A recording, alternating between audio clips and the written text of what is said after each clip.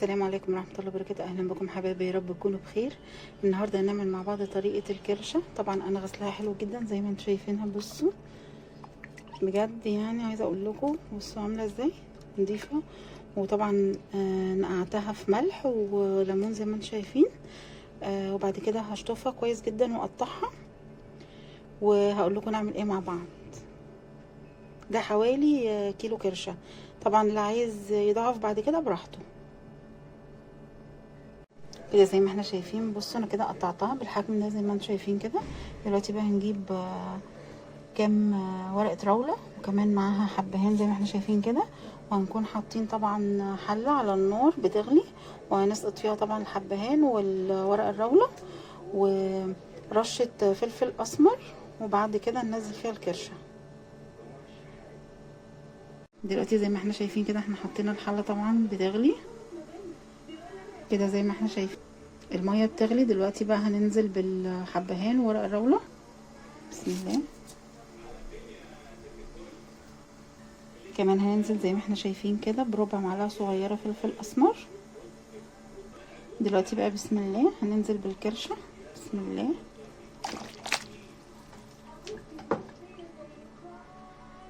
بسم الله.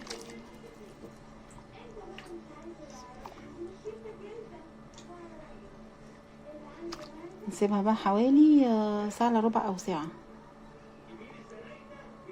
دلوقتي زي ما احنا شايفين كده بعد ساعة وعشر دقايق بالظبط كده زي ما احنا شايفين كده. بصوا الكرشة كده استوت. دلوقتي بقى هنصفيها في مصفى تنزل الشوربة دي كلها. وطبعا هنكون مقطعين بصل هوريهولكوا دلوقتي مقطعينه ازاي.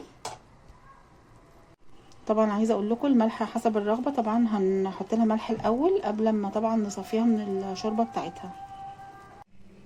عايزه اقول لكم ده حمص طبيخ. طبعا انا نقعته 4-5 ساعات، وبعد كده طبعا اديته غلوتين كده 10 دقايق على النار، وبعد كده صفيته زي ما انتم شايفين كده. ده شكله.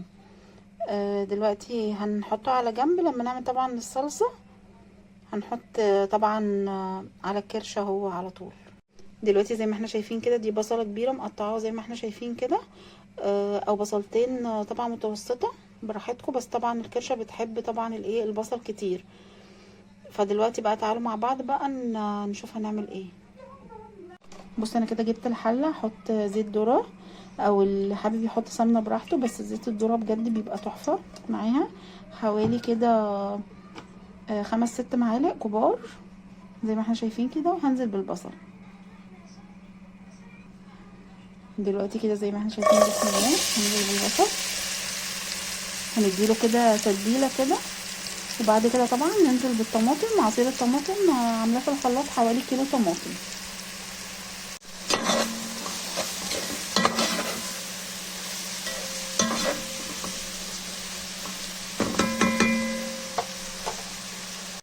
زي ما انتم شايفين كده كده البصل خلاص اتدبل كده شويه. انا بحبه طبعا كده، مش بحبه طبعا يعني ياخد اللون اللي هو المحروق شويه كده مكرمل. دلوقتي هنزل بقى بالطماطم عليه حوالي كيلو طماطم كده. هننزل بقى بسم الله بالطماطم زي ما قلت لكم كده حوالي كيلو. دي التوابل اللي محتاجينها طبعا بابريكا وفلفل اسمر معلقه صغيره، وملح حسب الرغبه، وكمان كمون، وكمان دي قرفه اللي حابب، بس هي بجد بتخلي الطعم تحفه. دي حوالي نص معلقه صغيره، وكمان كزبره، وكمان دي بشره جوز الطيب، وكمان عايزه اقول لكم ده حبهان مطحون حوالي نص معلقه برضو. دي التوابل اللي محتاجينها بس. دلوقتي كده يعني خلاص قربت تغلي. دلوقتي هننزل بالتوابل بسم الله اللي احنا قلناها كلها.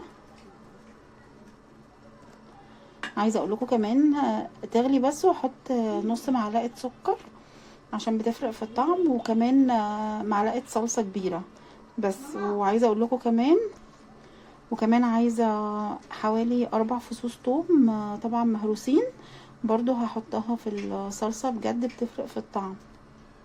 حبيت اوريكم كده الكرشه طبعا بعد ما صفيتها زي ما قلت لكم. دلوقتي بقى هنحط الثوم والصلصه زي ما قلت لكم، ونص معلقه السكر على على الصلصه اللي احنا عملناها، وبعد كده نحط عليها بقى الكرشه بالهنا والشفا. وبعد ما نحط الكرشه بعد 5 دقايق بعد كده نروح حاطين عليها الحمص الطبيخ.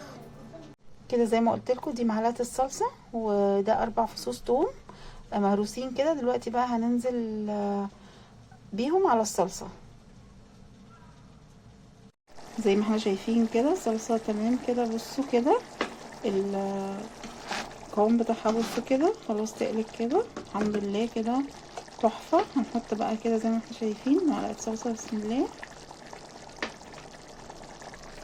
وكمان هنحط بقى الثوم المهروس كده ونقلب. وبعد كده بقى هنحط نص معلقه سكر كده كمان بسم الله. هننزل بنص معلقه السكر كده بقى بالظبط 5 دقايق. وبعد كده هنحط بقى الكرشه في الصلصه بالهنا والشفا، دول احسن بجد واحلى كرشه. كده زي ما احنا شايفين بسم الله ما شاء الله اللهم بارك. بصوا تحفه تحفه الصلصه كده. خلاص بقى هننزل بالكرشه عليها بسم الله زي ما احنا شايفين كده.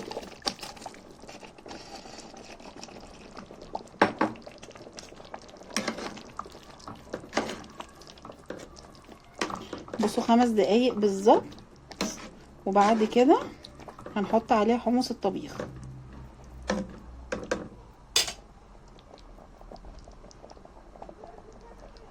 كده. خلاص كده نزلنا بحمص الطبيخ كده. خلاص عدى 5 دقايق.